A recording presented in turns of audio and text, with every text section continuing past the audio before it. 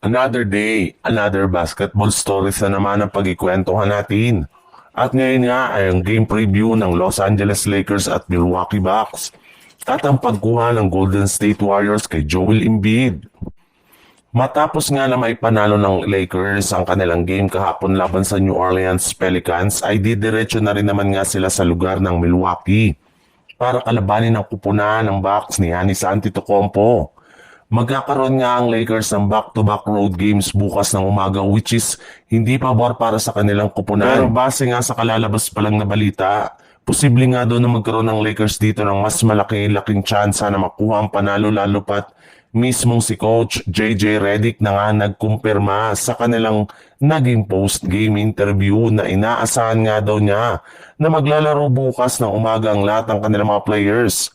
Wala nga daw pong load management ngayon para sa kanilang mga manlalaro maging si Luka Doncic.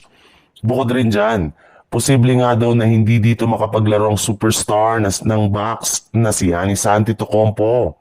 Katulad nga ng Lakers ay galing rin naman nga ang Bucks sa back-to-back game plus meron rin naman nga iniindang injury ngayon si Giannis. Kaya sinusubukan nga ng kanilang team na hindi siya bigyan ng mas maraming load sa kanilang mga laro. Sa ibang balita naman, sa kabila nga ng mga pagkapanalo ng Golden State Warriors ay may lumabas na naman ng balita na sa internet na posible nga daw na magkaroon na naman dito ng napakalaking pagbabago para lamang mapalakas ang kanilang team.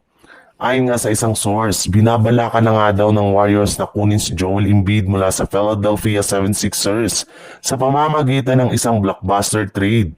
Mismong si Butler na nga nagsabi na sinusubukan nga daw nitong i-invite ang kanyang dating teammate na si Joel Embiid para lumipat sa Golden State Warriors.